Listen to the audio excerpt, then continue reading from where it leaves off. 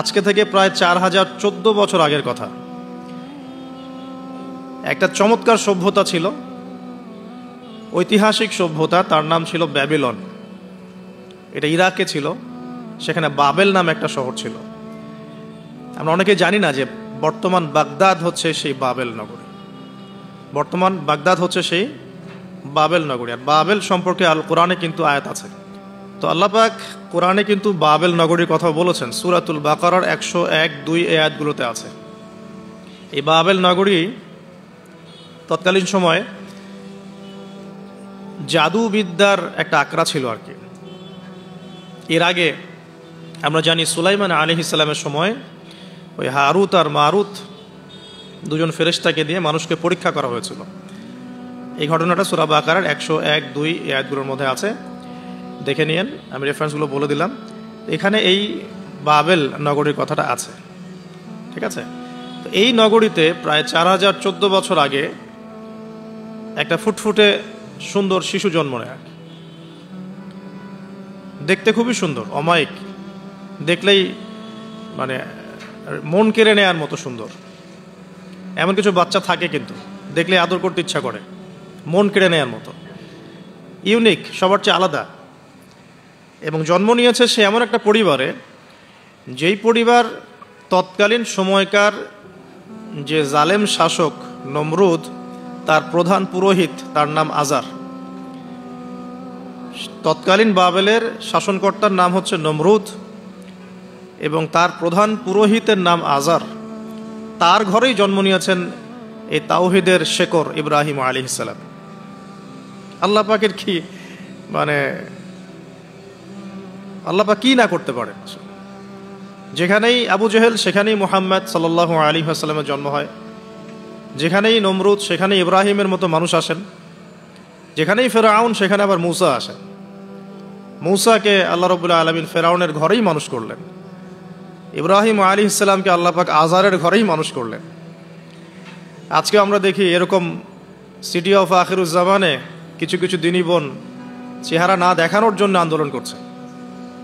চিন্তা করতে পারেন, যেখানে যত বেশি জাহেলিয়াত সেখানে তত পাক্কা মুসল্লি জন্ম নেবে, মুমিন জন্ম নেবে ইনশাআল্লাহ। যেখানে যত বেশি জাহেলিয়াত সেখানে তত শক্তিশালী মুমিনদের জন্ম হবে ইনশাআল্লাহ। তো এখন তৎকালীন নমরুদ যে সভ্যতার অধিবাসী ছিল, এই সভ্যতাটাকে আমরা বলি কালাডীয় সভ্যতা। এটাকে কালাডীয় সভ্যতা বলা হয়। এটা মূলত জাদুর জন্য একটু বিখ্যাত ছিল, যেটা রেফারেন্স আমি দিলাম সুলাইমান আলাইহিস সালামের যুগ থেকে। এখানে আজারের ঘরে জন্ম নিয়েছেন আমাদের নবীগণের পিতা, মুসলিম জাতির পিতা ইব্রাহিম আলাইহিস সালাম। সুবহানাল্লাহ। বলা বাহুল্য যে নমরুদ কিন্তু 400 বছর বেঁচে ছিল এবং 400 বছর হায়াত পাওয়ার পরে সে মনে করছিল যে সে কখনো মারা যাবে না। এরপরেই সে নিজেকে খোদা দাবি করা শুরু করেছে আর কি। এই বাচ্চা ছেলেটা বড় হতে লাগলো। যারা সমাজকে পরিবর্তন করে তারা কিন্তু সমাজের স্রোতে গা ভাসায় না। নবী সাল্লাল্লাহু আলাইহি ওয়াসাল্লামের জন্মটা একটু মিলাই এটার সাথে। আমাদের নবীও ঠিক এরকমই একটা সমাজে জন্ম নিয়েছেন। ইব্রাহিম আলাইহিস সালাম যেমন জন্ম নিয়েছেন শিরকে ভরা সমাজে, চতুর্দিকে মূর্তি পূজা হচ্ছে, ইভেন তার বাসায় তার বাবা হচ্ছে মূর্তি পূজারীদের সর্দার, তার ঘরে তিনি জন্ম নিয়েছেন। ঠিক তেমনি রাসূল সাল্লাল্লাহু আলাইহি ওয়াসাল্লাম যে মক্কায় জন্ম নিয়েছেন, সেই মক্কা ছিল শিরকের আকড়া। সেখানে লাত, উজ্জা, হুবল, মানাতের পূজা হতো, সুদ ছিল, জিনা ছিল, ব্যভিচার ছিল, মাদক ছিল, গোত্রীয় হানাহানি ছিল, নারীর অবমাননা ছিল। এরকম আইয়ামে জাহিলিয়াতেও নবী সাল্লাল্লাহু আলাইহি ওয়াসাল্লাম জন্ম নিয়েছেন। নবী সাল্লাল্লাহু আলাইহি ওয়াসাল্লাম ইব্রাহিম আলাইহিস সালাম দুজনের চেহারাও একরকম ছিল, দুজনের চেহারার গঠনটাও একরকম ছিল, দেহের গঠনও একরকম ছিল। মেরাজের রাতে নবী সাল্লাল্লাহু আলাইহি ওয়াসাল্লাম দেখে এসেছিলেন যে ইনি কে, যাকে দেখতে হুবহু আমার মতো লাগছে। জিবরাইল আলাইহিস সালাম বলেছেন ইনি আপনার পিতা ইব্রাহিম আলাইহিস সালাম। সুবহানাল্লাহ। ঠিক তেমনি আমরা খেয়াল করে দেখি যে জীবনের যে চড়াই উতরাই, পারিবারিক জীবন, সামাজিক জীবন, হিজরতের জীবন, দিন প্রতিষ্ঠা ইত্যাদি, প্রত্যেকটা ডিপার্টমেন্টেও ইব্রাহিম আলাইহিস সালাম আর মুহাম্মদ সাল্লাল্লাহু আলাইহি ওয়াসাল্লামের মধ্যে একটা চরম মিল আছে। এটা আমরা আস্তে আস্তে এই গল্পের ভিতরে গেলে বুঝতে পারবো। আর এই কারণেই হয়তোবা আল্লাহ ভালো জানেন, এই কারণেই হয়তোবা আমরা যখন তাশাহুদের পর দরুদ পড়ি, আমরা দরুদের মধ্যে অন্য নবীর নাম নিচ্ছি না, আমরা মুহাম্মদ সাল্লাল্লাহু আলাইহি ওয়াসাল্লামের সাথে ইব্রাহিম আলাইহিস সালামের নাম নিচ্ছি। হতে পারে এটা একটা কারণ, আল্লাহ ভালো জানেন। এখন এরকম পরিবেশে বড় হতে লাগলেন ইব্রাহিম আলাইহিস সালাম। আমি একটু আগে বলেছি যারা সমাজকে পরিবর্তন করে তারা কখনো সমাজের জাহিলিয়াতের স্রোতে গা ভাসায় না। মুহাম্মদ সাল্লাল্লাহু আলাইহি ওয়াসাল্লাম সমাজ পরিবর্তন করেছেন আয়ামে জাহিলিয়াতকে মাত্র 23 বছরের ব্যবধানে, কিন্তু তিনি কিন্তু জাহিলিয়াতের সাথে গা ভাসান নাই। তিনি কখনো সুদ খাননি, তিনি কখনো মূর্তি পূজা করেন নাই, তিনি কখনো কোনো অন্যায় গুনাহ করেন নাই, তিনি কখনো মাদকদ্রব্যের কাছেও যান নাই, কিন্তু সমাজটা ছিল এগুলোতে নিমজ্জিত। ঠিক ইব্রাহিম আলাইহিস সালামের ক্ষেত্রেও সেম, তিনি একজন প্রধান পুরোহিতের ঘরে জন্ম নিয়েও কখনো মূর্তির ধার কাছে যান নাই। বরং একটু যখন বড় হচ্ছেন, একটু বড় বলতে ম্যাচিউরড, আমাদের টিকটক প্রজন্মের মতো না, এরা 20-30 বছর হয়ে গেলেও ম্যাচিউরড হয় না, বুদ্ধি প্রতিবন্ধী, বিকলাঙ্গ। ইভেন ইদানিং আমাদের মেয়েরা ছেলে হচ্ছে আর কি। আমাদের নারীরা এখন পুরুষত্ব দেখাচ্ছে, আর আমরা পুরুষেরা ফেসবুকে একটা স্ট্যাটাস দিয়েই ক্ষান্ত হয়ে থাকি। এটুকু আমাদের দায়িত্ব উম্মার প্রতি। আর এখানে আমরা দক্ষতা অর্জন করেছি অনেক। আমরা সবাই কিবোর্ড মুজাহিদ, আমরা এটা মনে করি। এটাই যুদ্ধ, এটাই জিহাদ। আর নারীরা মাঠে যুদ্ধ করছে এখন সম্ভ্রমের জন্য, অধিকারের জন্য ইত্যাদি। ফ্যামিনিস্ট রেভলিউশনের দিকে তাকালেও তাই দেখা যায়। ছেলেরা এখন বেকার হয়ে যাচ্ছে, কিন্তু মেয়েরা স্বাবলম্বী হচ্ছে। তারা দিনদার নয়, এই মেয়েগুলো দিনদার নয়, কিন্তু জীবনে প্রতিষ্ঠিত হওয়ার জন্য লড়ছে, চ্যালেঞ্জ গ্রহণ করেছে। এটা ছেলেদের উচিত ছিল। তা আজারের ঘরে জন্ম নেওয়া সেই ইব্রাহিম কিন্তু চ্যালেঞ্জ গ্রহণকারী একটা ছেলে। সে এখন তার পিতাকে বলছে, কি বলছেন আমরা একটু কোরআনের ভাষা শুনি। আল্লাহ রাব্বুল আলামিন বলেছেন, সূরা মারিয়ামের মধ্যে এসেছে ঘটনাটা 41 থেকে 45 নম্বর আয়াতের মধ্যে। আল্লাহ পাক বলছেন, ওয়াজকুর ফিল কিতাবি ইব্রাহিম বা'দা আউযু বিল্লাহি মিনাশ শাইতানির রাজীম। হে নবী মুহাম্মদ সাল্লাল্লাহু আলাইহি ওয়াসাল্লাম, আপনি এই কিতাবে ইব্রাহিমের ঘটনা বর্ণনা করুন। ইয ক্বালা লি আবিহি, যখন ইব্রাহিম তার বাবাকে বললেন, তার বাবা মানে আজারকে বললেন, ইয়া আবাতি, হে আমার বাবা, লিমা তা'বুদু, তুমি কেন ইবাদত করো এমন সত্তার, মা লা ইয়াসমাউ, যে শুনতে পারে না, ওয়ালা ইউবসিরু, দেখতেও পারে না, ওয়ালা ইউগনি আনকা শাইআ, তোমার কোনো উপকার করতে পারে না। একটা ছেলে যার বয়স হবে 15 থেকে 20, হয়তো বা হাইয়েস্ট, তার কাছে কি এমন জ্ঞান আসলো যে সে তার বাবাকে এখন চ্যালেঞ্জ করছে। তার জ্ঞানতাত্ত্বিক যুদ্ধ শুরু হলো, আদর্শিক যুদ্ধ শুরু হলো বাবার সাথে। হে আমার বাবা, আপনি কেন এমন সত্তার ইবাদত করছেন যে শুনতেও পারে না, অসারতা দেখিয়ে দেওয়া হচ্ছে চোখে আঙ্গুল দিয়ে, দেখতেও পারে না, আপনার তো কোনো উপকারও করতে পারে না, কোনো ক্ষতিও করতে পারে না।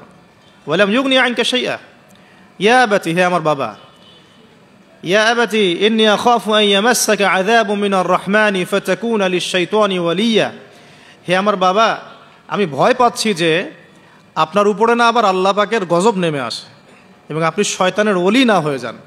ওলি মানে কি? বন্ধু, বন্ধু, শয়তানের বন্ধু না হয়ে যান।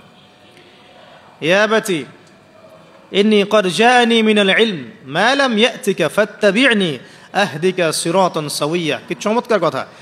ছোট্ট ছেলেটা বলছে, হে আমার বাবা, আমার কাছে একটা জ্ঞান আসছে, জ্ঞান, আমার কাছে একটা জ্ঞান এসেছে যেটা তোমার কাছে আসে নাই। ফাত্তাবি'নি, তুমি আমার অনুসরণ করো। আহদিকা, আমি তোমাকে পথ দেখাবো। সিরাতান সাওয়িয়া, সহজ সরল পথ দেখাবো তোমাকে। সন্তান বাবাকে নসিহত করছে। দেখুন, সন্তান বলছে, আমার কাছে এমন জ্ঞান এসেছে বাবা যেটা তোমার কাছে আসে নাই, তুমি আমাকে ফলো করো, আমার অনুসরণ করো, আমি তোমাকে পথ দেখাবো। Ego problem, ego. আজকেও যখন কম বয়সী কোনো মানুষ বেশি বয়সের কাউকে দাওয়াত দিতে যাবে, এরকম প্রবলেম ফেস করতে হবে। তার বাবা কি বললো, কেন ফেস করতে হবে আল্লাহ পাক সেটা বলেছেন সূরা বাকারা। এটা এই সূরাটা সূরা বাকারায় বলেছেন, ওয়া ইযা কিলা লাহু ইত্তাকিল্লাহ, কিছু মানুষ আছে যাদেরকে যদি বলা হয় আল্লাহকে ভয় করুন, আখাযাতহুল ইজ্জাতু বিল ইসম, তাদের প্রেস্টিজে লাগে। এক কথায় কি? প্রেস্টিজে লাগে, প্রেস্টিজ নষ্ট হয়। আখাযাতহুল ইজ্জাতু বিল ইসম ফাহাসবুহু জাহান্নাম, আল্লাহ বলছেন ওর জন্য জাহান্নামই যথেষ্ট। এখনকার সমাজে এই প্রবলেমটা আপনারা ফেস করবেন। যদি আপনার বয়স কম হয়, আপনার কাছে অনেক জ্ঞান থাকলেও মানুষ সমাজের নিতে যাবে না। আপনি ক্রিপ্টোকারেন্সি নিয়ে কথা বলছেন, এক শ্রেণীর ধর্মনেতাই আপনার পিছনে লেগে যাবে। আপনি ইসলামিক রেভলিউশন নিয়ে কথা বলবেন, ইসলাম এস্টাবলিশমেন্ট নিয়ে কথা বলবেন, ইউনিটি নিয়ে কথা বলবেন, উম্মার করণীয় নিয়ে কথা বলবেন। আপনি এই বয়সে, এত ছোট বয়সে আপনি উম্মার প্রবলেমসগুলো ফাইন্ড আউট করে সেগুলো সলিউশন নিয়ে কথা বলবেন, এত বড় সাহস আপনার! এটাই প্রবলেম এখন। অথচ চমৎকার একটা বিষয়, আমাদের সমাজে এগুলো দেখা যায়, অন্য কোথাও দেখা যায় না। কোনো ড্রাইভারকে জিজ্ঞাসা করবেন, কোনো ড্রাইভারকে জিজ্ঞাসা করবেন, তার স্কিল সম্পর্কে জিজ্ঞাসা করবেন যে আপনার স্কিল কেমন। একটা অ্যান্সার দিবে সে, আমি 10 বছর থেকে চালাই, বা 15 বছর থেকে চালাই, আমি 27 বছর থেকে গাড়ি চালাই। মানে তার এই বয়সটাই হচ্ছে স্কিলের মানে দলিল, সার্টিফিকেট। এখন এরকম চলছে দিনী অঙ্গনেও। আমি 20 বছর থেকে ফতোয়া দিই, আমি 32 বছর থেকে ওয়াজ করি, আমি এই করি, আমি সেই করি। এই যে জাহির করা, আল্লামা তাকি উসমানী দায়ামাত বরাকাতু এবং তার যারা ছাত্ররা আছেন সারা উপমহাদেশে, স্পেশালি বাংলাদেশে, তাদের অনেকের সাথে আমি দেখা করেছি। তারা একটা নসিহত সবাই কমনভাবে করেন, দেখি নসিহতটা করেন যে কখনো নিজেকে জাহির করবা না, কখনো নিজেকে জাহির করবা না, তাহলে আল্লাহ তোমার এলেম কেড়ে নিবে। আর আমরা এখন দিনী অঙ্গনে জাহির করার জন্য ব্যস্ত, আমি এত বছর থেকে এটা করি, আমি অত বছর থেকে করি। অথচ এটা কোনো দলিল নয়, এটা কোনো সার্টিফিকেট নয়। এত বছর থেকে বলার পরেও ভুল হতে পারে, যেটা ভুল হবে সেটা শুধরে নিতে হবে। আর নবী সাল্লাল্লাহু আলাইহি ওয়াসাল্লাম যায়েদ বিন হারেসা রাদিয়াল্লাহু আনহুকে একটা কাফেলার সেনাপতির দায়িত্ব দিয়েছিলেন যখন তার বয়স মাত্র 17 বছর। কত বছর? 17 বছর বয়সী একজন তরুণ সাহাবী যায়েদ ইবনে হারেসা রাদিয়াল্লাহু আনহু, তিনি নেতৃত্ব দিচ্ছেন এমন সাহাবীদের যে সাহাবীরা তার চেয়ে বয়সে অনেক বড়। এমনকি এই অভিযান শেষ হওয়ার আগেই নবী সাল্লাল্লাহু আলাইহি ওয়াসাল্লাম ইন্তেকাল হয়। তার পরবর্তীতে আবু বকর সিদ্দিক রাদিয়াল্লাহু আনহু সেই অভিযান আবার চালানোর চেষ্টা করেন, আবার চালানোর জন্য মনস্থ করেন। তিনি আবার যায়েদ বিন হারেসা রাদিয়াল্লাহু আনহুকেই নেতৃত্ব দেন। এটা নিয়ে ওমর রাদিয়াল্লাহু আনহু তাকে কিছু কথা বলেন যে আপনি যায়েদ বিন হারেসাকে নেতৃত্ব দিচ্ছেন, বয়সে ছোট সাহাবী, তার পিছনে অনেক বড় বড় সাহাবী থাকবে, তারা তো তাকে নাও মানতে পারে, এটা কেমন হয়? বারবার তাকে ভেটো দিচ্ছেন। শেষমেশ আবু বকর সিদ্দিক রাদিয়াল্লাহু আনহু একটু রেগেই বললেন যে ইস্তা'মালাহু রাসূলুল্লাহ ওয়া আনতা তা'মুরুনি আনজি'হু, তাকে স্থলাভিষিক্ত করেছে স্বয়ং আল্লাহর রাসূল, আর তুমি এসে আমাকে বলছো আমি তাকে অপসারণ করব। সুবহানাল্লাহ। নবী সাল্লাল্লাহু আলাইহি ওয়াসাল্লাম যোগ্যতা দেখতেন মানুষের, কার যোগ্যতা কতটুকু আছে। তো ওইদিকে আমি ভিতরে ঢুকছি না। আমরা এখন সোশ্যাল অ্যাফেয়ার্সে যা দেখি যে আমরা যোগ্যতার চাইতে অন্যান্য বিষয়গুলোকে বেশি মূল্যায়ন করা শুরু করি আর কি। এতে করে তরুণরা উঠে আসতে পারে না, তরুণদের জার্নি অনেক টাফ হয়। এবং যারা স্পেশালি জেনারেল ব্যাকগ্রাউন্ড থেকে দিনের দিকে আসার চেষ্টা করেন, তারা পদে পদে হতাশ হয়। তাদেরকে বুকে নেওয়ার মানুষ খুব কম থাকে। কেন জানি তাকে মানুষ কাউন্টার মনে করে, এনিমি মনে করে, অন্তর্দাহ সৃষ্টি হয়, একটা জ্বালান হয়। হঠাৎ করে উড়ে এসে জুড়ে বসলো, উম্মার দায়িত্ব নিয়ে নিচ্ছে, কোত্থেকে আসলো এটা? এরকম একটা দৃষ্টিভঙ্গি আমরা দেখতে পারি আর কি। এটা কাম্য ছিল না এটা। বরং তরবারি যত আপনি শান দিবেন তত ধারালো হবে। তো শান দিবে কারা? যারা তরোয়াল চালাতে পারে তারাই। যারা চালাতে পারে তারা যদি তরোয়ালকে ভোতা করে দেয় তাহলে তো এটা দিয়ে আপনি জালেমের গর্দান কাটতে পারবেন না। তো যাই হোক, আমরা বেশি হাইথটের কথায় না যাই। আজার এখানে ছিলাম, দেখেন বাবাকে সন্তান উপদেশ দিচ্ছে। এবার বাবার উত্তরটা শোনেন। বাবা কেন গ্রহণ করলো না? বললাম প্রেস্টিজ ইস্যু। তুমি ছোট মানুষ হয়ে আমাকে এত বড় কথা বলো? হ্যাঁ, তখন বাবা বলছেন আনতা রাগিবুন আনতা আন আলিহাতিনা ইয়া ইব্রাহিম। হে ইব্রাহিম, তুমি কি আমাদের ইলাহগুলো, উপাস্যগুলো থেকে মুখ ফিরাচ্ছ? তুমি কি আমাদের উপাস্যগুলো থেকে মুখ ফিরিয়ে দিচ্ছ? রাগিবুন আনতা আন আলিহাতিনা ইয়া ইব্রাহিম লা ইল্লাম তানতাহি, যদি বিরত না হও, ঠিক যেমন থ্রেট আমাদেরকে করা হয়, যদি বিরত না হও, লা ইল্লাম তানতাহি লা আরজুমান্নাকা রাহজান মালিয়া, তিনি বলছেন যদি বিরত না হও তাহলে তোমার মাথাটা পাথর দিয়ে মেরে ফাটিয়ে ফেলবো। আরজুমান্নাকা মানে রজম করবো। রজম মানে কি? যে কোমর পর্যন্ত গেথে পাথর মারা, বিবাহিত পুরুষ জেনা করলে যেটা শাস্তি হয়। আর লা ইল্লাম তানতাহি, যদি বিরত না হও, লা আরজুমান্নাকা রাহজান মালিয়া, দূর হও এখান থেকে বের হও হতভাগা, আমরা বলি না, দূর হও এখান থেকে, ঠিক ওই রকম। যদি ফিরে আসো ভালো কথা, না ফিরে আসলে রজম করে দিব, মাথা ফাটিয়ে ফেলবো পাথর দিয়ে মেরে, এখান থেকে দূর হও হতভাগা। কাকে বলছে এটা? ইব্রাহিম আলাইহিস সালামকে। এবার তিনি খুব নরম সরম মানুষ, শান্তিকামী মানুষ, তিনি বলছেন ক্বালা সালামুন আলাইক, এই সালামুন আলাইক কথাটা শিখে নেবেন, জীবনে অনেক ক্ষেত্রে কাজে লাগবে। সালামুন আলাইক মানে আপনার উপর শান্তি বর্ষিত হোক। যখনই আপনি কলিউশন অ্যাভয়েড করতে চাবেন, সালাম দিয়ে চলে আসতে হবে, সেটা পরিবারেও, সমাজেও, দিন প্রতিষ্ঠার ক্ষেত্রে। কেউ আপনাকে সমালোচনা করছে, গালিগালাজ করছে, গীবত তহমত করছে, আপনাকে নিয়ে এপিসোড বানাচ্ছে, মানে আপনি কি করবেন? প্রত্যেকটার কাউন্টার দিতে থাকবেন? তাহলে আপনার গোল নষ্ট হয়ে যাবে, আপনার গোল থেকে আপনি বিচ্যুত হয়ে যাবেন। এগুলো নিয়ে আপনাকে ব্যস্ত থাকতে হবে। তখন এগুলো নিয়ে উম্মাহ ব্যস্ত আছে বলেই এখন পর্যন্ত গোল অ্যাচিভ হয় নাই। আমরা এগুলো নিয়ে ব্যস্ত আছি বলেই এখনো গোল অ্যাচিভ হয় নাই। তো এই কারণে ইব্রাহিম আলাইহিস সালামের সুন্নাহ হচ্ছে সালামুন আলাইক, তোমাদের উপর শান্তি বর্ষিত হোক। হ্যাঁ, তবে যে জায়গাটাতে দালিলিকভাবে জ্ঞানতাত্ত্বিক যুদ্ধ করতে হবে সেটা করতে হবে, সেটা অন্য ইস্যুস। তো ইব্রাহিম আলাইহিস সালামকে পরিবার ছাড়তে হলো। পরিবার মানে তার মাকে ছাড়তে হলো, তার বাবাকে ছাড়তে হলো। তার কোনো অপরাধ আছে? ইব্রাহিম আলাইহিস সালামের কোনো অপরাধ আছে? না। এখন আমরা তো অনেক সময় মনে করি আমি তো নিরপরাধ, নির্দোষ, তাহলে আমার উপরেই কেন এরকম হচ্ছে? ইব্রাহিম আলাইহিস সালামের কোনো অপরাধ আছে? নাই। তাকে ঘর ছাড়তে হলো, বাড়ি ছাড়তে হলো, তার বাবা তাকে বের করে দিলেন। এখান থেকে লেসন নিয়ে নেন, আজকের প্রথম লেসন, যে আপনি আমি যদি হকের উপর থাকি, সর্বপ্রথম বাধাটা পরিবার থেকে আসতে পারে, কারণ সবার পরিবার একরকম না। এখনকার মেজরিটি সংখ্যক পরিবারগুলোই জাহেল, একদম জাহেল, বস্তুবাদী, জানোয়ারের মতো। মানে খাও দাও, সেক্সুয়াল সম্পর্ক, বিয়ে শাদী, সন্তান, এর বাইরে কিচ্ছু চিন্তা করতে পারে না। দুনিয়া দুনিয়া আর দুনিয়া, এর বাইরে কিচ্ছু চিন্তা করতে পারে না।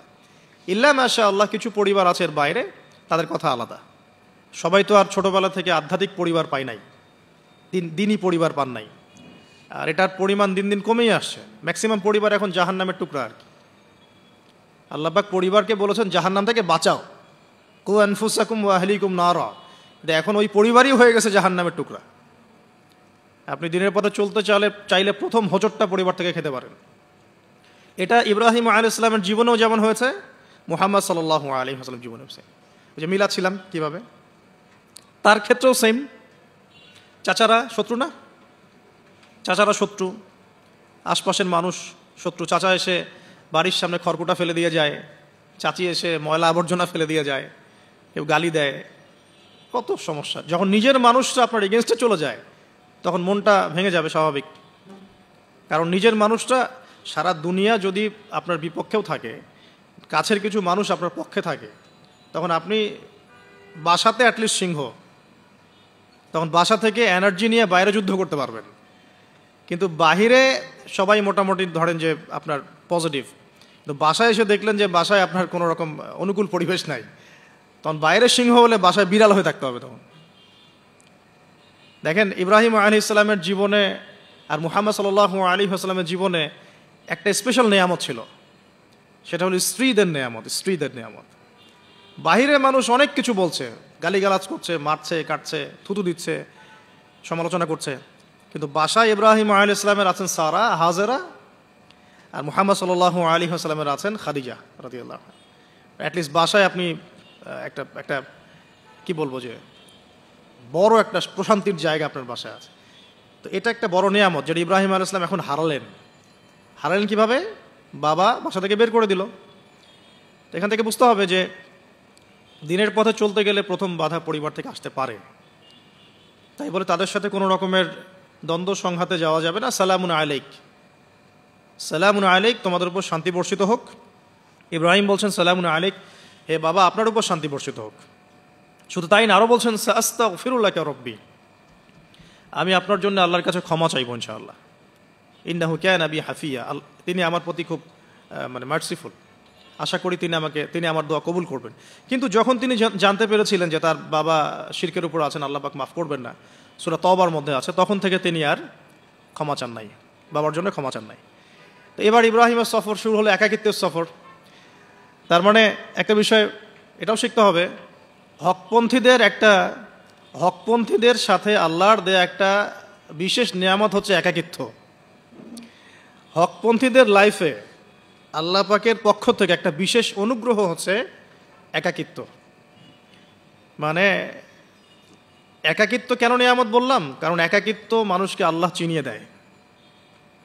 অনেক আলেম দেখবেন যারা জেল টেল খেটে বের হয়েছেন, তারা সবাই একটা কথা বলবেন, জেলখানায় আমরা আল্লাহকে চিনেছি।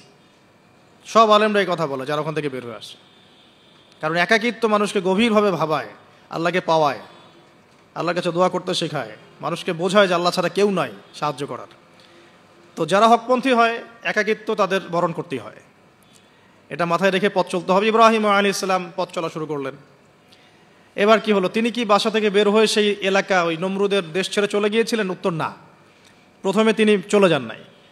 প্রথমে তিনি ওই সমাজেই থেকেছেন, থেকে দাওয়াত দেওয়ার চেষ্টা করেছেন। তিনি ওই সমাজেই থেকেছেন, থেকে দাওয়াত দেওয়ার চেষ্টা করেন, ঠিক মুহাম্মদ সাল্লাল্লাহু আলাইহি ওয়াসাল্লামের মতোই। সমাজের মানুষ যখন নির্যাতন নিপীড়ন করছেন, তিনি কি শুরুতেই সমাজ ছেড়ে বের হয়ে চলে গেছেন? না, 13 বছর দাওয়াত দিয়েছেন। কত বছর? 13 বছর। তো ইব্রাহিম আলাইহিস সালাম সমাজের মানুষকে দাওয়াত দেন। কিভাবে দেন? কোরআনে এভাবে ভাষা আসছে। আমি সূরাগুলোর নাম বলে দিই, আপনারা একটু চেক করে নিয়েন। সূরা আম্বিয়ার মধ্যে আসছে, সূরা সফফাতের মধ্যে আসছে, সূরা আনআমের মধ্যে আসছে। তো তিনি দাওয়াত দেন এভাবে যে ওয়াইদ ক্বালা ইব্রাহিম, যখন ইব্রাহিম বললেন লিআবিহি ওয়া কওমিহি, তার বাবাকে এবং তার কওমকে বললেন, মা হাযিহি তামাসিলুল্লাতী আনতুম লাহা আকিফুন, তোমরা এইসব কি মূর্তির উপাসনা করো, এদের চারপাশে ঘুরতে থাকো, কি সব করো? তো তারা বলে যে নাহনু বাল ওয়াজাদনা আবাআনা কাযালিকা ইয়াফআলুন, আমরা আমাদের বাপ দাদাদেরকে দেখেছি এইভাবেই করতে। তাদের রেফারেন্স কিন্তু এটাই ছিল, কোনো দালিলিক জ্ঞানতাত্ত্বিক যুক্তি বিজ্ঞান দর্শন এখানে নাই। দর্শন এখানে কি, ফিলোসফিটা কি, বাপ দাদাদেরকে দেখেছি করছে। তো এটা দিয়ে আবার অনেক সময় বাংলাদেশে আবার একটা ট্রেন্ড চালু করা হয়েছে যে তোমরা দীর্ঘদিন 1200 বছর থেকে যে ইসলামটা ফলো করে আসছো ওটা ভুয়া, আমরা যেটা নতুন মডারেশন দিচ্ছি এটাই সঠিক। এই দলিল সেম না। এখানে অমুসলিমদেরকে দাওয়াত দেওয়া হচ্ছে। অমুসলিমরা বলছে যে আমরা বাপ দাদাদেরকে দেখেছি যে তারা এইভাবেই মূর্তি পূজা করতো, আমরা তাই করি। এটার সাথে কি হানাফি মাযহাবকে মিলাবেন আপনি? হ্যাঁ, হানাফি মাযহাব বাপ দাদা থেকে চলে আসে, ভুয়া, নতুন যেটা দিচ্ছি এটাই সঠিক। আস্তাগফিরুল্লাহ। তো আমরা হাত চেঞ্জ করাটাকে এখন মনে করি হিন্দু থেকে মুসলমান হইলাম মনে হয়, হাত বদল করাটাকে মনে হয় যে হিন্দু থেকে মুসলমান হয়েছি মনে হয়। গভীরে ঢোকেন, ওলামায়ে কেরামদের মানে দার্সে গিয়ে বসে গভীরে ঢুকলে বুঝতে পারবেন যে ইসলামিক স্কুল অফ থটগুলা প্রত্যেকটারই ভিত্তি আছে, এগুলোর গভীর শেকড় আছে, ভিত্তি আছে। আল্লাহ, রাসূল এবং রাসূলের সাহাবীগণ, এই তিনটাকেই মানতে হবে। আপনি যদি বলেন যে আমি সাহাবীদেরকে মানি না, খালি আল্লাহ এবং রসুলকে মানি, তাহলে আল্লাহকে রসুলকে মানতে পারবেন না। সাহাবীদের অনুসরণ না করলে রসুলকে ফলো করতে পারবেন না। তো ওইটা আজকের ইস্যু না, এটা ফিকহি অনেক ব্যাপার, গভীর ব্যাপার, এটা অন্যদিন কথা হবে। এই দলিল কিন্তু সেম করা যাবে না আবার, যে আমরা বাপ দাদা থেকে দেখে আসছি তোমরা নামাজ এইভাবে পড়ো, এই নামাজ ওই দলিল চলবে না, আমারটা ঠিক, এটা ঠিক না। নামাজ যেটা পড়ে আসে তারা, এটা ঠিক আছে, এর প্রত্যেকটা দলিলের মধ্যে অথেন্টিসিটি আছে। এরকম করে সমাজে ফিতনা ছড়ানো ঠিক হবে না, বিভ্রান্তি ছড়ানো ঠিক হবে না। এখন আসুন ইব্রাহিম আলাইহিস সালামকে কি আনসার দিচ্ছেন? আমরা আমাদের পিতা মাতাদেরকে দেখেছি, বাপ দাদাকে দেখেছি এরকম তাওয়াফ করতে, মূর্তির চারপাশে পূজা করতে, নজর দিতে। তো ইব্রাহিম আলাইহিস সালাম বলছেন যে হাল ইয়াসমাউনাকুম, এই মূর্তিগুলো কি তোমাদেরকে শুনতে পারে? ইস্তাদউন, যখন তোমরা একে ডাকো। হাল ইয়ানফাউনাকুম, তোমাদের কোনো উপকার আসতে পারে? আও ইয়াদুররুকুম, তোমাদের কোনো ক্ষতি করতে পারে? তার দলিলগুলো কিন্তু অকাট্য। ইব্রাহিম আলাইহিস সালামের দলিলগুলো কিন্তু এখানে, যুক্তিগুলো কিন্তু অকাট্য। আসলে কি সে শুনতে পারে? আসলে কি সে দেখতে পারে? আসলে কি সে তোমার উপকার করতে পারে? তাদের কিন্তু কিছু বলার নাই এখানে। তারা বলছে বাল ওয়াজাদনা আবানা কাযালিকা ইয়াফআলুন, আমাদের পিতা মাতা বাপ দাদাদেরকে দেখেছি এইভাবেই করতে। ইব্রাহিম আলাইহিস সালাম বলছেন যে ইন্নাকুম আনতুম লাফি দালালিম মুবিন, তোমরা তো সুস্পষ্ট বিভ্রান্তির মধ্যে আছো তাহলে। তো এরকম আরও অনেক আয়াত আছে সূরা সফফাতের মধ্যেও, ওয়া ইন্না মিন শিআতিহি লা ইব্রাহিম ইয জাআ রাব্বাহু বিকলবিন সালিম ইয ক্বালা লিআবিহি ওয়া কওমিহি মাযা তা'বুদুন, তোমরা কিসের ইবাদত করো? আইফকান আলিহাতান দুনাল্লাহি তুরিদুন, তোমরা কি আল্লাহ সম্পর্কে মিথ্যা আরোপ করতে চাচ্ছ? ফামা যান্নুকুম বিরাব্বিল আলামিন, আল্লাহ রাব্বুল আলামিন সম্পর্কে তোমাদের কি ধারণা? এভাবে তিনি তার কওমকে দাওয়াত দিতে লাগলেন। কিন্তু তাদের কওমের দলিল একটাই ছিল, বাপ দাদাদেরকে দেখেছি এভাবে মূর্তি পূজা করতে, তাই করি। সনাতন, এটা ছিল কি সনাতন থটস। অথচ সর্বপ্রথম এটা শুরু হয় কোন নবীর আমল থেকে? নূহ আলাইহিস সালাম। নূহ আলাইহিস সালামের যুগের মানুষ সর্বপ্রথম এই মূর্তি পূজা শিরক করেছে। এর আগে মূর্তি পূজা ওয়ার্ল্ডে ছিল না। নূহ আলাইহিস সালামের যুগ থেকে শুরু হয়েছে। তাহলে এটাকে আমরা সর্বোচ্চ পর্যায়ে সনাতন বলতে পারি না। তারও আগে যে সময় চলে গেছে, ওই সময় মানুষ তাওহীদপন্থী ছিল। আদম আলাইহিস সালামের যুগে তখন মানুষ এই কাজ করতো না। শুরুটা কেমন করে হলো? ভালো উদ্দেশ্যেই শুরু হয়েছিল, ভালো মনে করে। কেমন? যে মানুষ এরকম চিন্তা করে নিয়েছিল যে এই মানুষগুলো লাত, উজ্জা, হবল, ইয়াগুথ, ইয়াউক, নাসর, ইয়াগুথ, ইয়াউক, নাসর, এই ভালো মানুষগুলো আল্লাহর খুব নেককার বান্দা ছিলেন। তাদের স্ট্যাচু তৈরি করা যায়, তৈরি করলে কি হবে? এগুলোকে দেখলে আমাদের আগ্রহ জন্মাবে ইবাদত করার ব্যাপারে। এটা ছিল ওদের থটস। শয়তান এভাবেই তাদেরকে ইনফ্লুয়েন্স করেছিল আর কি। তারা তাই করলো। এই জেনারেশনটা যখন মারা গেল, পরের জেনারেশন যখন আসলো, তখন শয়তান ওদেরকে বোঝালো, ধরেন 100-200 বছর পরে বোঝালো যে ওরা খুব ভালো মানুষ ছিল, ওদের মূর্তিকে মসজিদের বাইরে না রেখে ভিতরে ঢুকিয়ে ফেলো। তাদেরকে সেজদা করতে হবে না, ভিতরে ঢুকিয়ে ফেলো, ইবাদতে মনোযোগ আসবে। পরের জেনারেশন এই কাজটাই করলো। থার্ড জেনারেশনকে শয়তান বোঝালো যে সরাসরি ওদের কাছে চাইলেই হবে, তারা আল্লাহ পাকের অনেক আনুগত্য প্রাপ্ত, নৈকট্য প্রাপ্ত বান্দা, সরাসরি তাদের কাছে চাইলেই হবে। আল্লাহর কাছে চাওয়া, এখানে চাওয়া একই কথা, ওখানে সেজদা করা, এখানে সেজদা করা একই কথা। এখান থেকে শুরু হলো সরাসরি স্ট্যাচু ওয়ার্শিপ। সরাসরি স্ট্যাচু ওয়ার্শিপিং এখান থেকে শুরু হয়েছে। তো আমরা আমাদের হিন্দু ভাই বোন যারা আছেন, আমাদের আশপাশে অমুসলিম ভাই বোন, তাদের প্রতি সম্মান রেখেই এই হিস্ট্রিগুলো পড়তে বলবো আর কি, এবং যুক্তি দর্শনগুলো খুঁজতে বলবো। আসলে কি তারা শুনতে পায়? আসলে কি সে আমার কোনো উপকার করতে পারে? আসলে কি সে আমার কোনো ক্ষতি করতে পারে? আসলে কি সে সৃষ্টিকর্তার প্রতিমূর্তি হতে পারে কিনা? তো আমরা এটা আহ্বান জানাবো, আমরা কারো ধর্মীয় অনুভূতিতে আঘাত করব না। ইসলাম আমাদেরকে এটা শিখায় না। ইসলাম এটা শিখায় যে মানুষকে হিকমার সাথে, প্রজ্ঞার সাথে দাওয়াত দেয়া, যাতে করে তারা জাহান্নামের রাস্তা থেকে ফিরে আসতে পারে ইনশাআল্লাহ। এখন আসুন, আরও একটা দাওয়াত ইব্রাহিম আলাইহিস সালাম তার কওমকে দিলেন। সেটা কি? এবার এখানে সমাজের মানুষের সাথে ওই সমাজের ধর্ম নেতারাও ছিল। সমাজে কিন্তু কয়েক শ্রেণী মানুষ থাকে, মানে সামাজিক নেতা, ধর্মনেতা, রাষ্ট্রনেতা। তো রাষ্ট্রনেতা পর্যায়ে এখনও ইব্রাহিম আলাইহিস সালাম যান নাই, এখন সমাজ নেতা আর ধর্মনেতা চলছে আর কি। এবার ধর্মনেতা আসলো, এসে ধর্মনেতারা তাকে বোঝানোর চেষ্টা করলো যে এই আসমানের তারা, চাঁদ, সূর্য, প্রকৃতি, গাছপালা, এগুলোও ইলাহ, এগুলোর ইবাদত করা যায়। এই ঘটনা আল্লাহ রাব্বুল আলামিন সূরা আনআমের মধ্যে বলেছে। তো ইব্রাহিম আলাইহিস সালামকে তারা দেখাচ্ছে, এটা আরবীয় একটা কাব্যিক ভাষায় কোরআনে এসেছে, চমৎকার ভাষায়, যে ফালাম্মা জান্না আলাইহিল লাইল, যখন তার উপর রাত আচ্ছাদিত হলো, রাআ কাওকাবা, তখন ইব্রাহিম আলাইহিস সালাম কি দেখলেন? আকাশে তারা দেখলেন।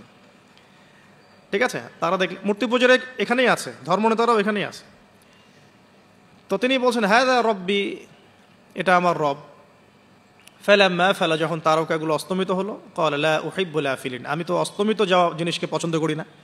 রব তো অস্তমিত যাবে না, এখানেও যুক্তি লাগবে, তো আমার ফিলোসফি লাগবে, আমার এখানে দর্শন লাগবে, এখানে তো আমাকে মানে প্রজ্ঞা দিয়ে বোঝাতে হবে। এটা তো অস্তমিত হয়ে গেল, এটা তো রব হতে পারে না।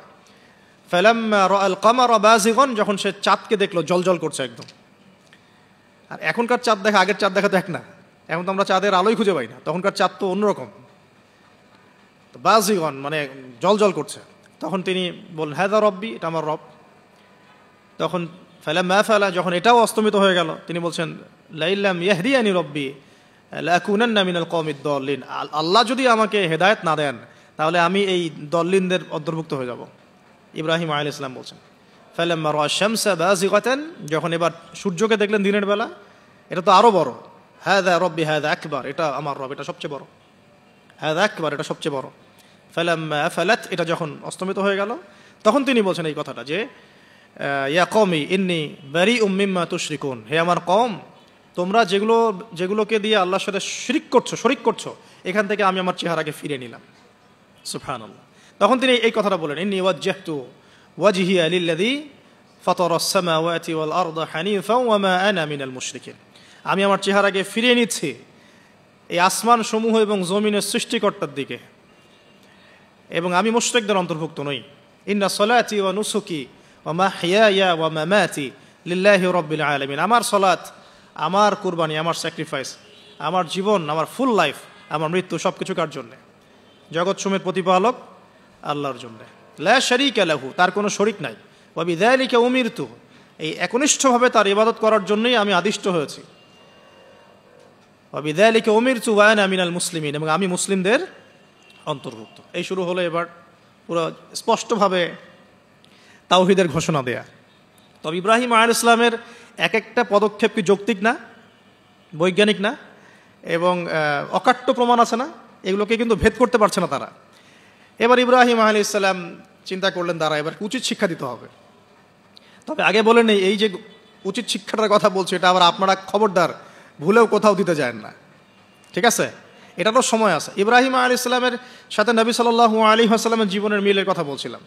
নবী সাল্লাল্লাহু আলাইহি ওয়াসাল্লাম মক্কা বিজয়ের আগে কি কখনো মূর্তির গায়ে হাত দিয়েছেন কিনা বলেন? দিয়েছেন না। যখন মক্কা বিজয় হয়ে গেছে, পুরো স্টেটই আপনার, অথরিটি আপনার, তখন আপনি আপনার অ্যাকশন নিতেই পারেন, সেটা আপনার ব্যাপার, তখন আপনি কি করবেন? মুহাম্মদ সাল্লাল্লাহু আলাইহি ওয়াসাল্লাম কাবা ঘরে ঢুকে তখন মূর্তি ভেঙেছেন এবং বলেছেন ওয়াকুল জা আল হক ওয়া যাকাল বাতিল ইন্নাল বাতিলা কানা যাহুকা, তাই না? তো ইব্রাহিম আলাইহিস সালাম এবার শিক্ষা দেওয়ার চিন্তা করছেন। তিনি বলছেন যে যখন এরা মেলাতে যাবে, ওই উৎসবে যাবে, তখন আমি এদেরকে দেখে নিব। এটাও কুরআন চমৎকারভাবে বলেছে যে إذ قال لأبيه وقومه ماذا تعبدون أئفكا آلهة دون الله تريدون فما ظنكم برب العالمين فراغ إلى آلهتهم فقال ألا تأكلون। ইব্রাহিম আলাইহিস সালাম এবার যখন ওরা মেলায় চলে গেছে, যাওয়ার আগে আবার ইব্রাহিম আলাইহিস সালাম বলছিলেন যে ইন্নী সাকিম, আমি হচ্ছি অসুস্থ। আমি কি ফানাযারা নাযরাতান ফিন নুজুম। ইব্রাহিম আলাইহিস সালাম রাতের বেলা আকাশের দিকে তাকালেন একবার, তাকিয়ে ওদেরকে বললেন যে ইন্নী সাকিম, আমি অসুস্থ। এটা কৌশল, আমি অসুস্থ, এটা কৌশল। এই কৌশল আবার সব জায়গায় খাটাতে যায় না আর কি। তো এবার যখন তারা চলে গেল, ফারাগা ইলা আলিহাতিহিম ফাকালা আলা তাকুলুন, এবার তিনি ওই মূর্তি গৃহ যেটা ওদের, ওখানে ঢুকে বলছেন যে আলা তাকুলুন, তোমাদের কি হলো, খাচ্ছ না কেন? কাদেরকে বলছে এই কথা? মূর্তি, খাচ্ছ না কেন? আলা তাকুলুন।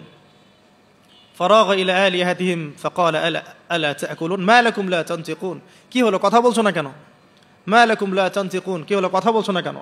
এবার ফারাগা আলাইহিম দরবাম বিল ইয়ামিন, এবার ইয়ামিন মানে ডান হাত, ডানাতে যা পেয়েছিলেন আর কি, তা দিয়ে সবগুলোকে ভেঙে চুরমার করে ফেলছে। ব্যাস। এবার ওরা যখন আসলো, এসে বলছে যে আনতা ফাআলতা হাযা বিআলিহাতিনা ইয়া ইব্রাহিম, হে ইব্রাহিম তুমি কি আমাদের উপাস্যদের সাথে এই কাজ করেছো? ইব্রাহিম বলছেন লা, না, বাল লা আসলে কোরআনে নাই, আমি নিজের মতো করে বললাম আরবি বলতে বলতে। বাল ফাআলাহু কাবীরুহুম হাযা, বরং এই বড়টা এই কাজ করছে। এর মধ্যে সবচেয়ে বড় যেটা আছে এই ব্যাটার কাজ, আমি করি নাই, আমি তো করি নাই। তখন ওরা তো এটা তো হতভম্ব হয়ে গেল, যে সে বলছে যে তুমি তো জানো, তুমি তো খুব ভালো করেই জানো যে তারা কথা বলতে পারে না, নড়াচড়া করতে পারে না, কিছুই করতে পারে না। তখন তিনি বললেন তাহলে তোমরা কেন এমন ইলাহের উপাসনা করো যে কথাও বলতে পারে না, শুনতেও পারে না, দেখতেও পারে না, তোমার উপকারও করতে পারে না, ক্ষতিও করতে পারে না। কিন্তু এবারও কিন্তু যুক্তি নাই, কোনো তাদের কাছে কোনো দলিল নাই, কোনো প্রমাণ নাই, কোনো যুক্তি দর্শন কিচ্ছু নাই। এবার শুরু হলো জুলুম। জালেমের কাজ কি? যুক্তি, জ্ঞান, দর্শন, বিজ্ঞান এগুলো দিয়ে যখন পরাস্ত, এগুলো দিয়ে পারছি না, এবার পেশি শক্তি। এবার কি? পেশি শক্তি। ব্যাস, এবার পেশি শক্তি। ইব্রাহিম আলাইহিস সালামকে নিয়ে যাওয়া হচ্ছে নমরুদের দরবারে। এবার চলো, এবার তোমার আজকে খবর আছে। এবার পুরো রিমান্ড হবে 7 দিনের। একদিন রিমান্ড হলেই অবস্থা খারাপ হয়ে যাওয়ার কথা। ইব্রাহিম আলাইহিস সালামকে এবার নিয়ে যাচ্ছে ধরেন নমরুদের কাছে, কি যে হবে আল্লাহ ভালো জানেন। ইব্রাহিম আলাইহিস সালাম যখন যাচ্ছেন তখন কি তিনি জানতেন যে আল্লাহ পাক তাকে আগুন থেকে বাঁচাবেন?